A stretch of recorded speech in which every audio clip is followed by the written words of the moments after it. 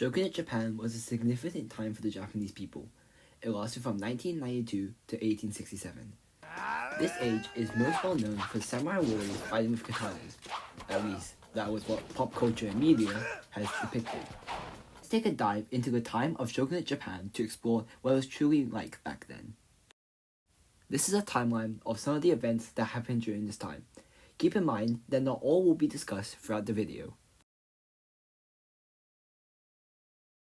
Before we head any further, we need to understand the shogunate system of government.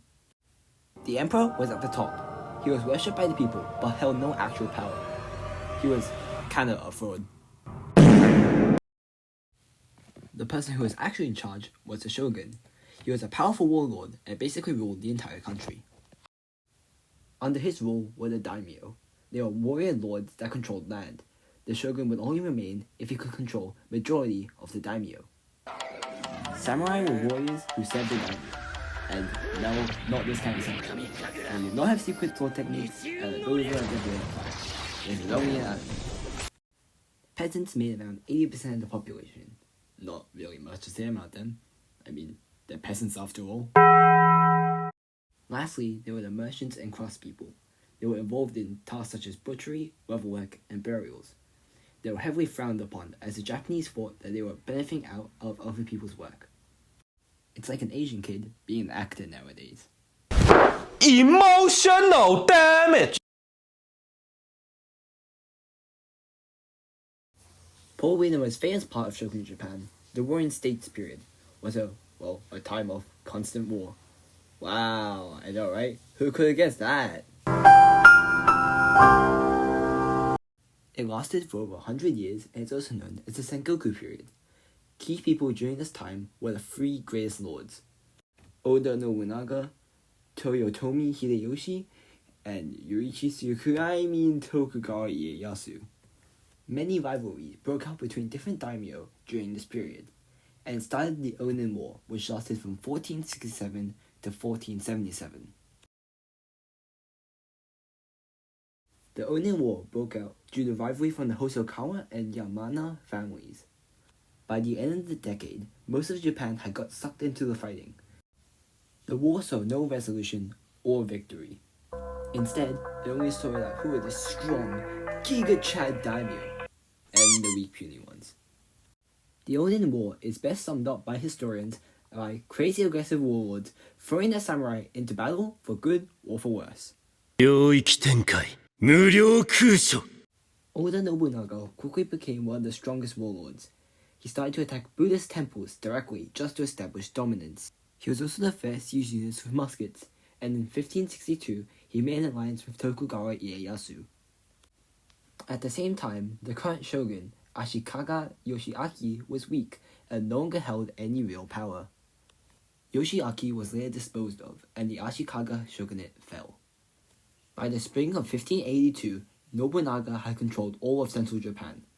However, one of his own vassals rebelled against him. He was wounded and committed seppuku.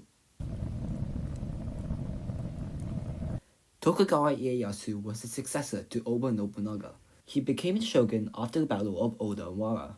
He unified Japan and ensured peace among the different daimyo families. It was the start of the Tokugawa shogunate that lasted over 250 years.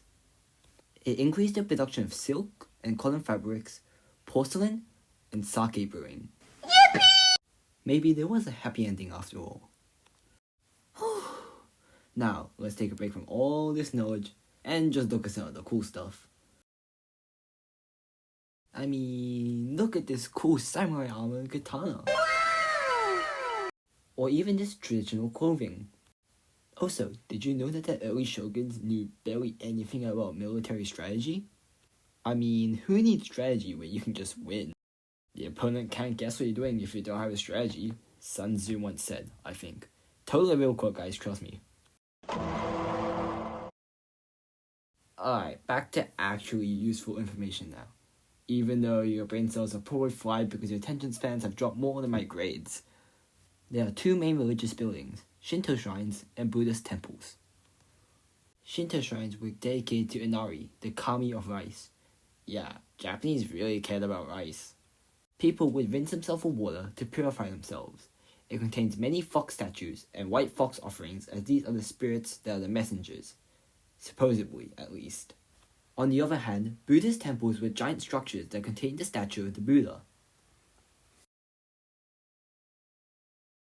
People worship the kami, which are spirits found in nature, animals, and ancestors. Purity was very important. They wanted to avoid pollution, both physically and spiritually. Buddhism, on the other hand, was government-controlled and focused on activities with learning and community.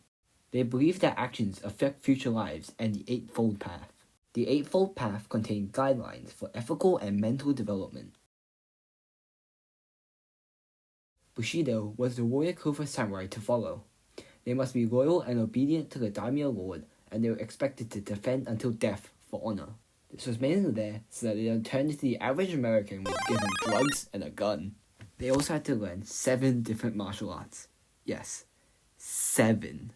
These include archery, the spear, fencing, horse riding, military strategy, use of firearms, and techniques of jujutsu. After the Tokugawa Shogunate ended, we saw Japan develop into the nation it is today. The system of government is completely different. Japan has much better infrastructure, and the way of living is completely different. Japan has also opened up trade with other nations and become one of the largest tourist countries in the world. Japan has also made anime-loving degenerates, but we have Pokemon, so I can't really complain. Religion and culture have still pretty much remained the same. Shinto shrines and Buddhist temples have still remained. But there aren't any more samurai duels in real life, so rest in peace.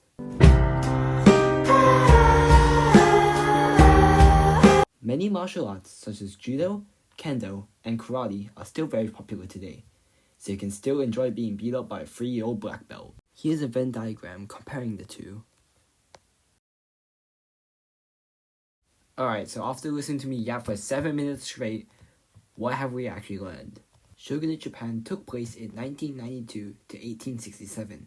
It was popularized by Japanese samurai and anime. It was run by the shogun, and the famous people at the time were Oda Nobunaga and Tokugawa Ieyasu. It helped Japan improve technologically and shape the current Japanese beliefs. Thank you so much for watching. I can't believe you're able to handle me yap for that amount of time. But if you're still here, here's some subway service footage for making it to the end. Thank you guys so much.